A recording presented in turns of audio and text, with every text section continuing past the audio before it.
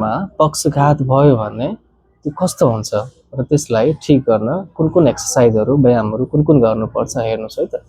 उहाँको देब्रे भागको अनुहारमा पक्षघात भएको छ है। यो किन हुन्छ भने हाम्रो टाउकोबाट 7 नम्बरको नसा हाम्रो कान हुँदै हाम्रो अनुहारको 5 ठाउँमा पुग्छ। कुनै कारणले या त टाउकोको खराबीको कारण होस् कि कानको भित्रको खराबीको कारणले होस् कि चिसो हावाले होस् कि भाइरल इन्फेक्सनले होस्, हाम्रो कानबाट हाम्रो अनुहारमा आउने नसा डिस्टर्ब भयो भने, शून्य भयो भने, इन्फेक्सन भयो भने एक भागको हाम्रो मासु चल्दैन, अनुहारको मासु चल्दैन। यसलाई हामी अनुहारको पक्षघात भन्छौँ। यसमा के हुन्छ, आँखा बन्द गर्न गाह्रो हुन्छ। आँखा बन्द गर्न खोज्दा यस्तो बन्द हुँदैन। आ गर्न खोज्दाखेरि अनुहार यस्तो टेढो हुन्छ, बाङ्गो हुन्छ है। खाना चबाउन पनि गाह्रो हुन्छ, निल्न पनि गाह्रो हुन्छ, किनभने एक भागको अनुहारको मासु यहीँसम्मको चल्दैन। यहाँ बास्ना पनि मिठो आउँदैन, त्यस पछाडि यहाँ आँखाले पनि धमिरो देखिन्छ, राम्ररी देखिँदैन है। अब यसलाई हामी घरमा कुन एक्सर्साइजहरू गर्ने र कसरी ठिक पार्ने हेर्नुहोस् है त। सबभन्दा पहिले यो आँखा बन्द गर्ने एकदम इजी उपाय, एकदम सजिलो तरिका हेर्नुहोस्। के गर्नु, हातमा हल्का लोसन लाउनुहोस्, दुईटै हातमा, अनि लोसन लाएर यो निधारको मासुमा यसरी लगाइदिनुहोस् है। त्यस पछाडि के गर्नुहोस्, हल्का हातले यो निधारको मासुलाई यसरी आँखातिर यसरी लानुहोस्। यो 10 पल्ट गर्नु यसरी है। त्यस पछाडि के गर्नुहोस्, यहाँबाट यो सबै मासुलाई आँखातिर तान्नुहोस् यसरी।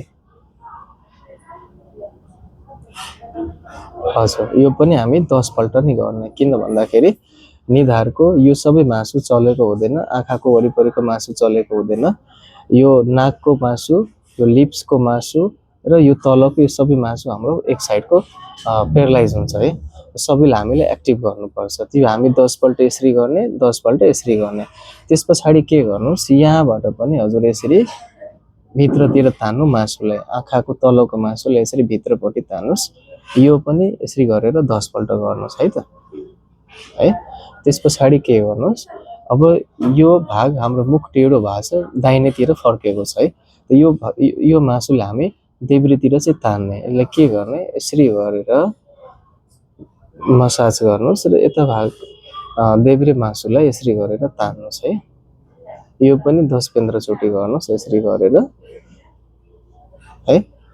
त्यस पछाडि के गर्नुहोस्, मुख खोला लाउनुहोस्, आ गर्नुहोस् तान्दै, हजुर यतातिर चाहिँ तान्नु यसरी, अनि यो मासुलाई यतातिर तान्नुहोस् यसरी, ठिक छ। त्यस पछाडि ओ गर्नुहोस् तान्दै, ओ हेर्नुहोस्, यो भागको मासु चल्दैन मजाले, यसलाई यसरी गरेर चलाउनुहोस् र एक्टिभ पार्नुहोस्, छिट्टै एक्टिभ हुन्छ है। र एक साइडको हाम्रो नाकको मासु पनि राम्ररी चलेको हुँदैन। के गर्नु, यो चलाउनको लागि यो नाकबाट जोडले सास लिनु, जोडले सास तान्नु तान्थ्यो, हजुर, अनि यो नाकबाट छोड्नुहोस्, यो नाक बन्द गर्नु। अहिले यो नाकबाट तान्नुहोस् त, हजुर, अब यो नाकबाट छोड्नुहोस्। यसले यो नाकको मासु हजुरको एक्टिभ हुन्छ है। अब के गर्नुहोस्, हातको युज गर्नु, अनि आमा यसरी गर्नुहोस्, फुक्नु। फुक्दाखेरि यो गालाको मासु हजुरको एक्टिभ हुन्छ हेर्नु। यो पनि सबै एक्सर्साइज 10 देखि 20 चोटिसम्म गर्नु होला, हजुर। त्यस पछाडि दुईटा औँला यसरी गर्ने अनि फुक्न लाउने हेर्नुहोस् है। फुक्नु जोडले, हजुर। यसरी फुक्दाखेरि यो गालाको मासु चाहिँ हाम्रो एक्टिभ हुन्छ, हजुर। छोड्नु, सबै एक्सर्साइज 10 चोटि गर्ने।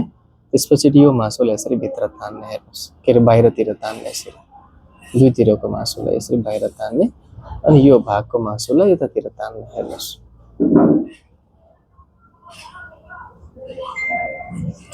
यसरी सबै एक्सर्साइज 10 पल्ट गर्नु होला है। घरमा बसेर पनि यो पक्षघात, अनुहारको पक्षघात ठिक हुन्छ।